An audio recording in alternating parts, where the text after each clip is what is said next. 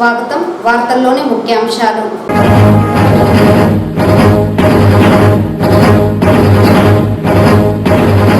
జరగనున్న ఎన్నికల్లో YCP party గెలిపే లక్ష్యంగా ప్రతి కార్యకర్త శక్తి వంచన లేకుండా కృషి చేయాలి. వైసీపీ పార్టీ చిత్తూరు నియోజకవర్గ ఎమ్మెల్యే అభ్యర్థి విజయానందరెడ్డి పిలుపు.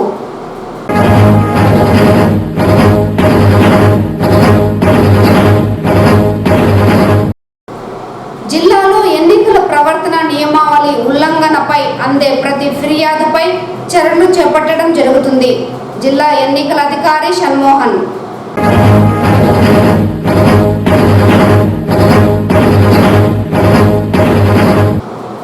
చిత్తూరు నియోజకవర్గ ప్రజలకు ఓటు హక్కు వినియోగంపై వినూత్న రీతిలో అవగాహన కార్యక్రమాలు చేపడుతున్నాం. నగరపాలక అధికారుల వెల్లడి.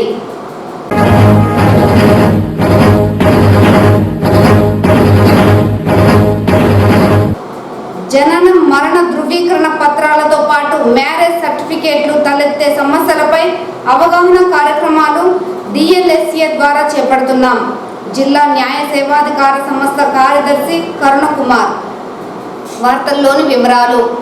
2024 ఎన్నికల్లో రాష్ట్ర ముఖ్యమంత్రి వైఎస్ జగన్మోహన్ రెడ్డి ఇచ్చిన పిలుపు మేరకు 175 స్థానాలలో గెలుపొందేందుకు వైసీపీలోని ప్రతి కార్యకర్త శక్తి వంచన లేకుండా కృషి చేస్తున్నారని వైసీపీ పార్టీ చిత్తూరు నియోజకవర్గ ఎమ్మెల్యే అభ్యర్థి విజయానందరెడ్డి అన్నారు.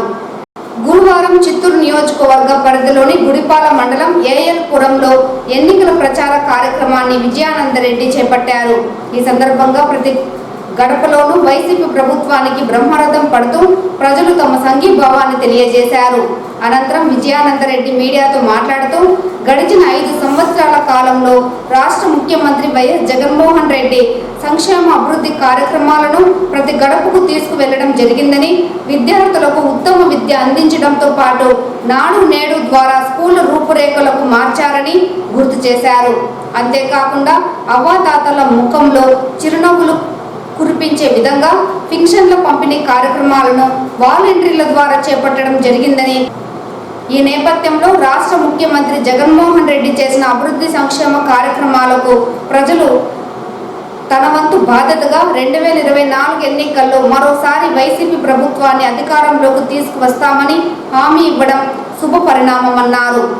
రాష్ట్ర ముఖ్యమంత్రి జగన్మోహన్ రెడ్డి వైనాట్ 175 నినాదంతో ఎన్నికల బరిలో దిగారని, దీనిని నిజం చేసే విధంగా క్షేత్రస్థాయిలో ప్రతి కార్యకర్త వైసీపీ పార్టీ గెలుపు కోసం శక్తి వంచన లేకుండా కృషి చేస్తున్నారని పేర్కొన్నారు. జరగనున్న ఎన్నికల్లో వైసీపీ పార్టీ తిరిగి అధికారం చేపట్టడంతో పాటు రాష్ట్ర ముఖ్యమంత్రిగా జగన్మోహన్ రెడ్డి ప్రమాణ స్వీకారం చేయడం తథ్యమని విజయానందరెడ్డి ధీమా వ్యక్తం చేశారు.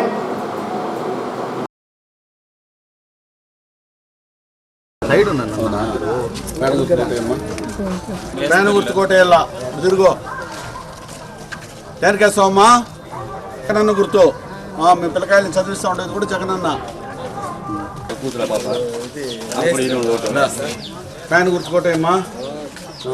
ఎవరు అత్తగారు ఎస్ఆర్పురం పుల్లూరు వద్రబ్బా అవునేది అడిగినాడు పెడితే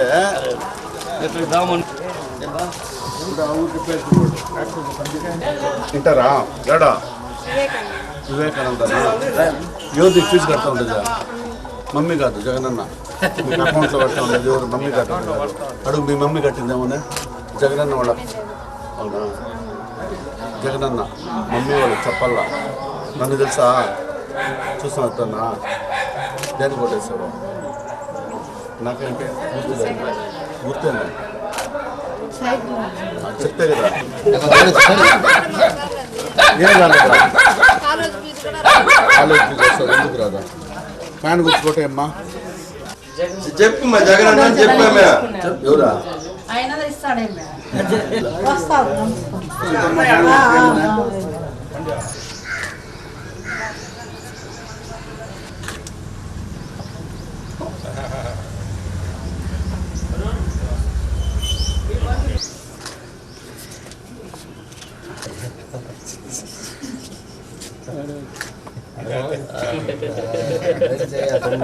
జిల్లాలో ఎన్నికల ప్రవర్తన నియమావళి ఉల్లంఘనపై అందే ప్రతి అంశంపై చర్యలు చేపట్టడం జరుగుతున్నదని, రాజకీయ పార్టీలు ప్రచారానికి నిర్దేశించిన అనుమతులను తప్పనిసరిగా తీసుకోవాలని జిల్లా ఎన్నికల అధికారి మరియు జిల్లా కలెక్టర్ షణ్మోహన్ తెలియజేశారు.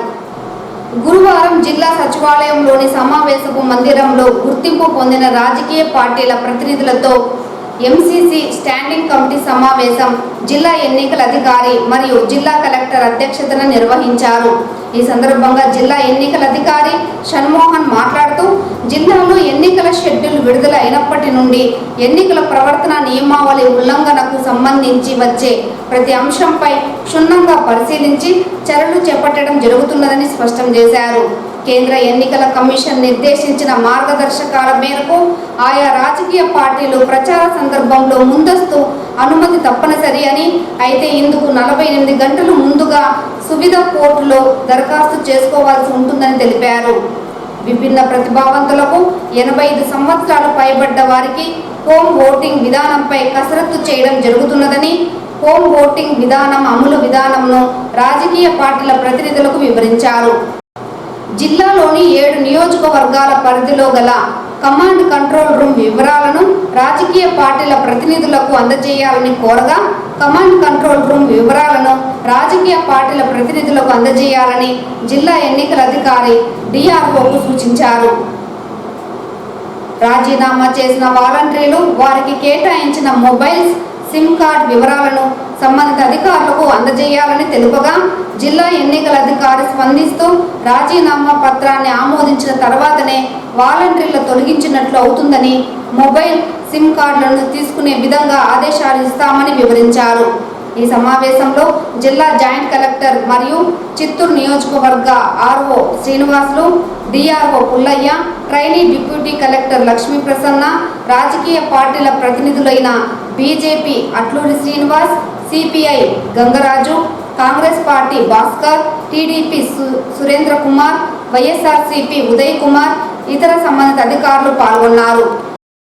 ఇవాళ చిత్తూరు జిల్లా ఎంసీసీ అంటే ఎన్నికల కోడ్ నియమావళి అమల్లోకి వచ్చిన తర్వాత 16వ తేదీ మార్చి 16 అమల్లోకి వచ్చిన తర్వాత 2వ మీటింగ్ సభ్యులందరితో కలిపి జరుగుతుంది. దాంతోపాటు ప్రతి బుధవారం జరపాల్సిన మనం పొలిటికల్ బాడీ మీటింగ్ ఇవాళ జరుపుకోవడం జరిగింది. ఇందులో ముఖ్యంగా 3-4 అంశాలు సభ్యులందరికీ తెలుస్తాం. అన్ని పార్టీల నుంచి రిప్రజెంటేటివ్స్ ఉన్నారు కాబట్టి వాళ్ళ ప్రతినిధుల ద్వారా వాళ్ళ పార్టీలకి, తర్వాత క్యాండిడేట్స్కి, లోకల్ క్యాండిడేట్కి 3-4 పాయింట్స్ మనం తెలియజేయదలుచుకున్నాం. ఒకటి, మైక్స్ తర్వాత ఏవైతే ప్రెస్ పెడుతున్నారో వాటిలో వచ్చే అడ్వర్టైజ్మెంట్స్ కానీ లేదా ఏదైనా పాటలు కానీ ఒకసారి మన DDINPR సమక్షంలో MCMC కమిటీ అని ఉంటుంది, media control and media monitoring committee.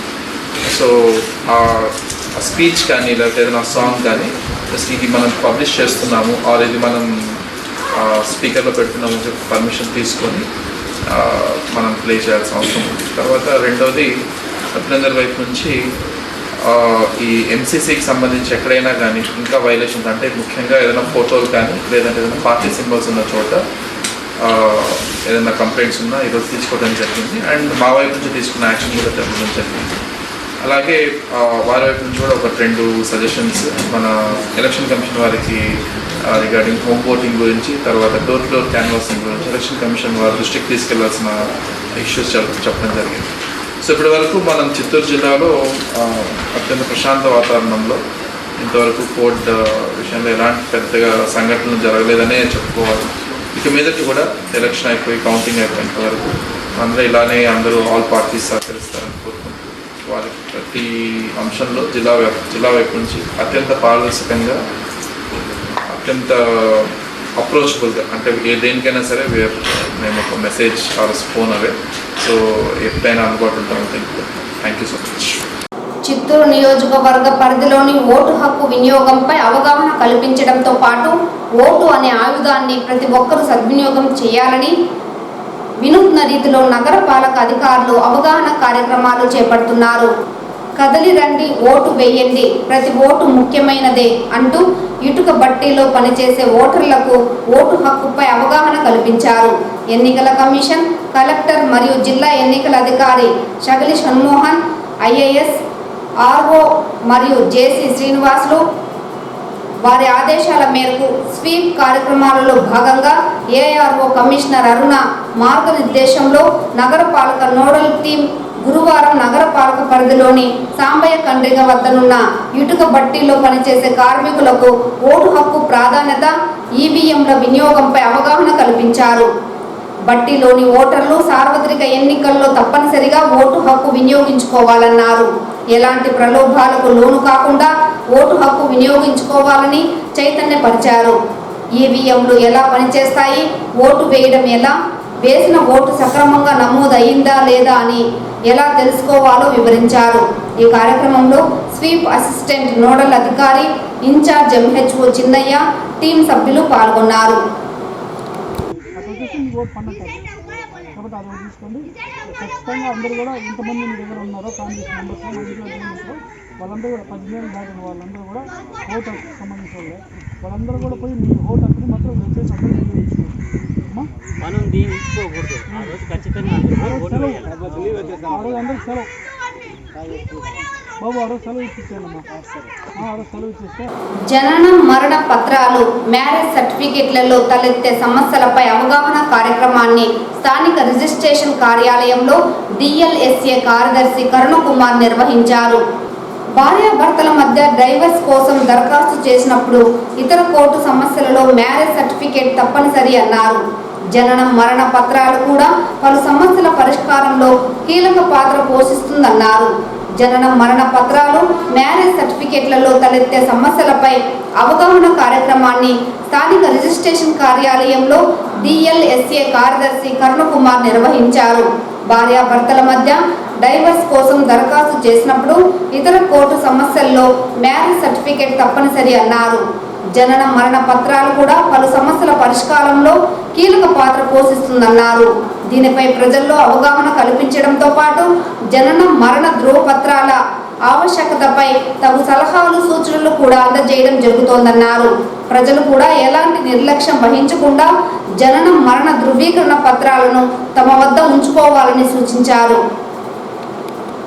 Birth certificate, రెండు మ్యారేజ్ సర్టిఫికేట్, మూడవది చాలా ఇంపార్టెంట్. అసలు బర్త్ సర్టిఫికేట్ ఎందుకు అంటే, బర్త్ సర్టిఫికేట్ వల్ల ఫస్ట్ ఉపయోగం ఏంటంటే మన దేశ జనాభా ఎంత ఉంది అన్నది ఫస్ట్ తెలుసుకోవచ్చు. అంటే బర్త్ రిజిస్ట్రేషన్స్ ప్రాపర్గా జరిగితే మన గణాంక అంటే మన పాపులేషన్ డేటా కరెక్ట్గా తెలుస్తుంది. పాపులేషన్ డేటా కరెక్ట్గా తెలియడం వల్ల ఉపయోగం ఏంటంటే మన ప్రణాళికలన్నీ కూడా కరెక్ట్గా రచించుకోవడానికి అవకాశం ఉంది. That is first point. So second point ఏంటంటే,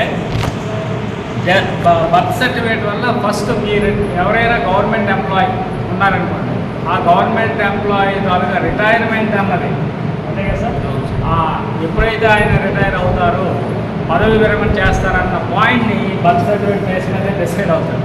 కాబట్టి అదొకటి. ఇంకోటి, ప్రభుత్వ పథకాలు అనేకమైన ఉంటాయి. ఆ పథకాల్లో మరి ముఖ్యంగా అంటే మీరు ఫ్లైట్కి వెళ్ళారనుకోండి, ఉదాహరణకి ఫ్లైట్లో వెళ్ళాలి, ట్రైన్లో వెళ్ళాలి, బస్సులో వెళ్ళాలి. సీనియర్ సిటిజన్స్కి రాయితీలు ఉన్నాయి.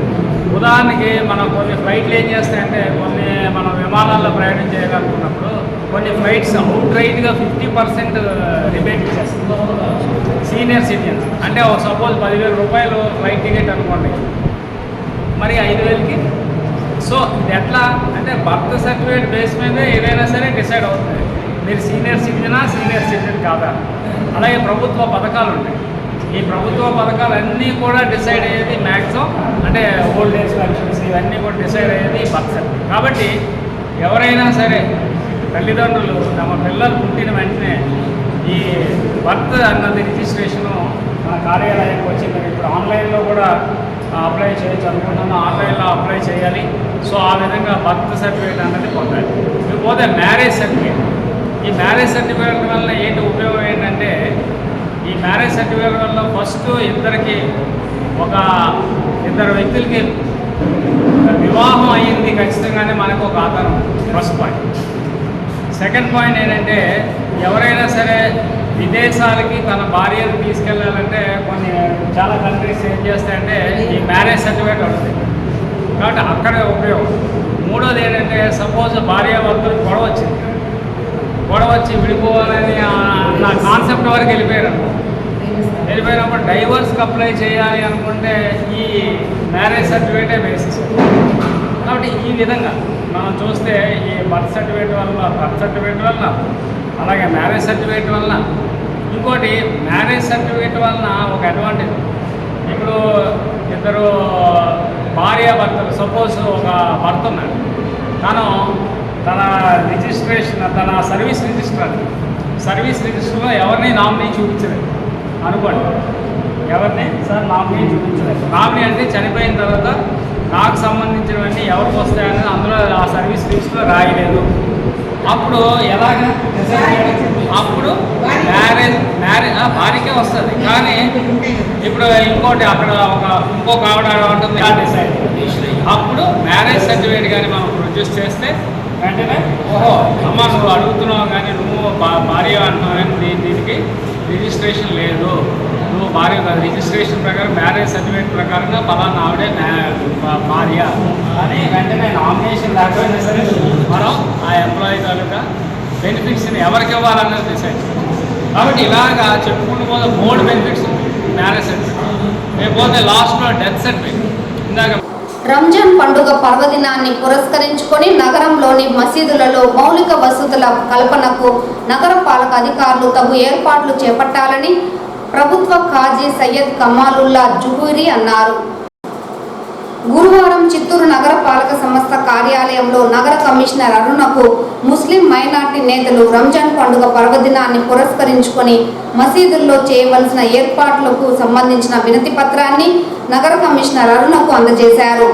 ఈ సందర్భంగా ప్రభుత్వ ఖాజీ సయ్యద్ కమాలుల్లా జుహూరి మీడియాతో మాట్లాడుతూ ముస్లిం సోదరులు అత్యంత పవిత్రంగా జరుపుకునే రంజాన్ పండుగ సంబంధించిన ఉపవాస దీక్షలను ప్రస్తుతం ముస్లిం సోదరులు దీక్షతో నిర్వహిస్తున్నారని, ఈ నేపథ్యంలోనే ఏప్రిల్ 10 లేదా 11వ తేదీలలో రంజాన్ పండుగ పర్వదినాన్ని జరుపుకోవడం జరుగుతుందన్నారు. ఇందులో భాగంగానే రంజాన్ పండుగ పర్వదినాన్ని పురస్కరించుకొని ముస్లిం సోదరులు ప్రత్యేక ప్రార్థనలు నిర్వహించడంలో భాగంగా మసీదులతో పాటు ప్రార్థనా మందిరాలకు సంబంధించిన మౌలిక వసతులు కల్పించాలని నగరపాలక కమిషనర్ అరుణకు వినతి పత్రం అందజేయడం జరిగిందన్నారు. దీనిపై సానుకూలంగా స్పందించిన నగర కమిషనర్ అరుణ రంజాన్ పండుగకు అవసరమైన అన్ని ఏర్పాట్లు నగరపాలక సిబ్బంది ద్వారా ఏర్పాటు చేసేందుకు అన్ని చర్యలు చేపడతామని హామీ ఇచ్చారని స్పష్టం చేశారు. ఈ కార్యక్రమంలో ముస్లిం మైనార్టీ సోదరులు ఆను, సయ్యద్, గఫార్ ఖాన్, మస్తాన్, ముస్లిం మత పెద్దలు తదితరులు పాల్గొన్నారు. अस्सलाम वालेकुम रहमतुल्लाहि व बरकातहू। अल्हम्दुलिल्लाह आज हम तमाम मिल के कॉरपोरेशन में म्यूनसिपल कॉरपोरेशन आकर कमिश्नर के पास एक लेटर देना हुआ कि ईदगाह की जो पाकि सफाई है और हर साल अल्हम्दुलिल्लाह यहाँ के लोग करते आ रहे हैं, तो फिर भी उनको याद दहानी के वास्ते बोलकर फिर क्या है लेटर दिए हैं। इंशाअल्लाह ताला वो भी क्या है पाकि सफाई का काम शुरू हो जाएगा।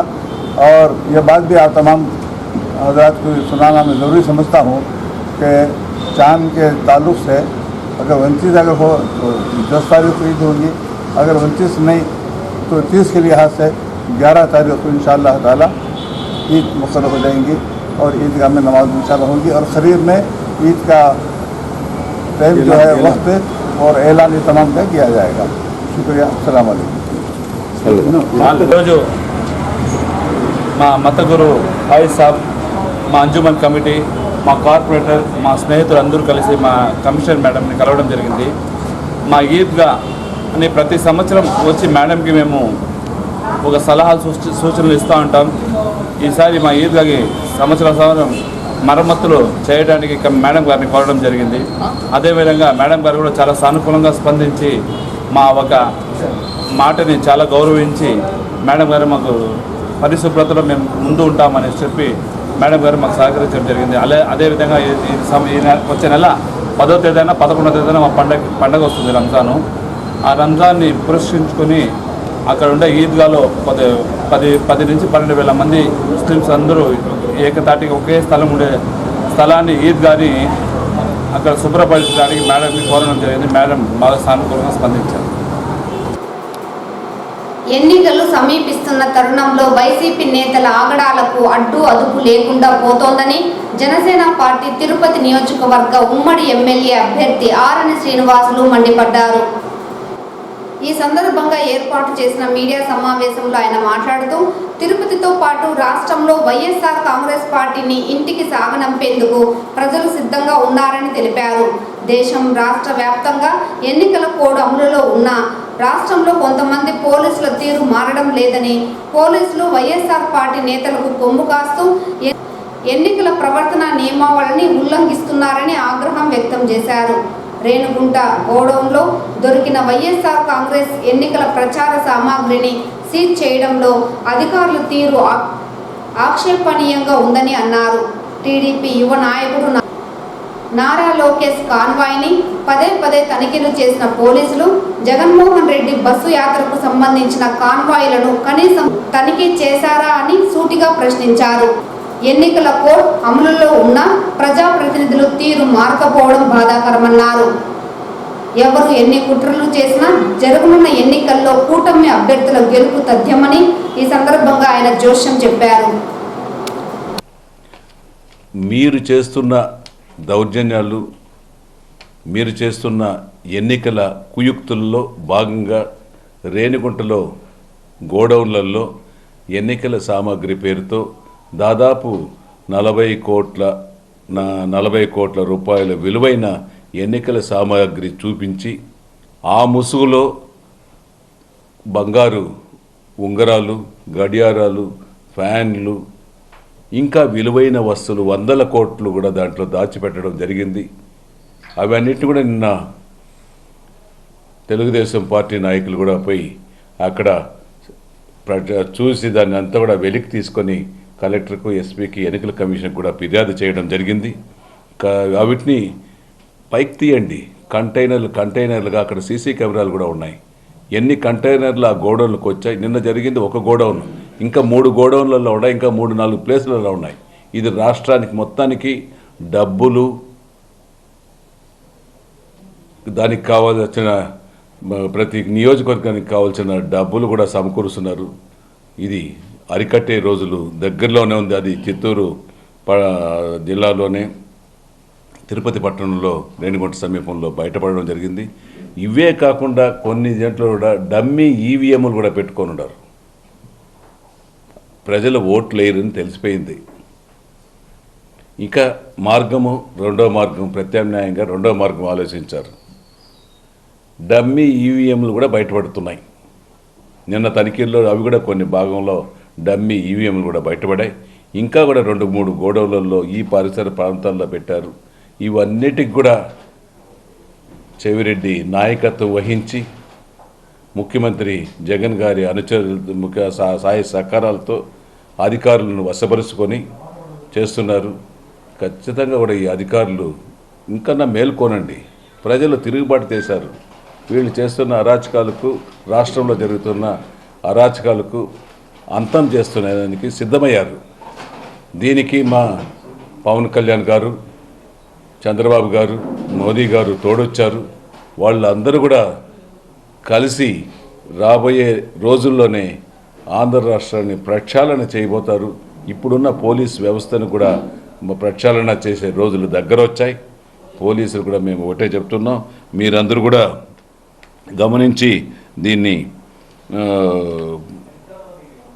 ఆలోచించి రాబోయే రోజుల్లో నిజమైన సేవలు చేయండి. ప్రజలు హర్షిస్తారు మిమ్మల్ని కూడా. మీరు ఒక ప్రభుత్వంలో ఒక భాగస్వాములు, మీరు ఉద్యోగులు. మీ ఉద్యోగ ధర్మాన్ని మీరు నిర్వర్తించండి. మీ మనస్సాక్షికి మీరు పనిచేయండి. అంతేగాని ఒక పార్టీకి పనిచేసే అవసరాలు లేవు, ఒక పార్టీకి కొమ్ము కాయొద్దనేసి కూడా నేను అధికారులను కూడా హెచ్చరిస్తున్నాను. ఖచ్చితంగా కూడా మీరు రాబోయే రోజులు ఎలక్షన్ కమిషన్ ఉన్నాయి, ఎలక్షన్ అధికారులు ఉన్నారు. వాళ్ళకు ఫిర్యాదులు చేసి ఏ ఒక్క పొరపాటు చేసినా మీ ఫోటోలతో సహా ఎలక్షన్ పెట్టి మీరు కూడా ఇంటికి పంపించే రోజులు దగ్గర వస్తుందనేసి కూడా తెలియజేస్తున్నాం. తవనంపల్లి కే పట్నం 140 జాతీయ రహదారి పైన గురువారం వేకువజామున ఘోర రోడ్డు ప్రమాదం చోటు చేసుకుంది. వివరాల్లోకి వెళితే కే పట్నం వద్ద బెంగళూరుకు చెందిన మహేష్ అనే వ్యక్తి అతి వేగంగా కారు నడుపుతూ ముందు వెళ్తున్న లారీని ఢీకొట్టాడు. దీంతో అతనికి తీవ్ర గాయాలయ్యాయి. పరిస్థితి విషమించింది. స్థానికుల సమాచారం మేరకు మహేష్ను రాణిపేట సిఎంసికి అంబులెన్స్ ద్వారా తరలించారు. సంఘటనా స్థలానికి చేరుకున్న తవనంపల్లి పోలీసులు కేసు నమోదు చేసి దర్యాప్తును ప్రారంభించారు. పోలీసుల దర్యాప్తులో పూర్తి వివరాలు తెలియాల్సి ఉంది. తిరుమల శ్రీవారిని తెలంగాణ మాజీ మంత్రి హరీష్ రావు ఈరోజు ఉదయం విఐపి విరామ సమయంలో స్వామివారిని దర్శించుకున్నారు. శ్రీవారి దర్శనార్థం తిరుమలకు విచ్చేసిన ఆయనకు ఆలయ అధికారులు స్వాగతం పలికి దర్శన ఏర్పాట్లు చేశారు. అనంతరం రంగనాథ మండపంలో వేద పండితులు వేద ఆశీర్వచనం చేసి స్వామివారి తీర్థ ప్రసాదాలను అందజేసి పట్టు వస్త్రంతో సత్కరించారు.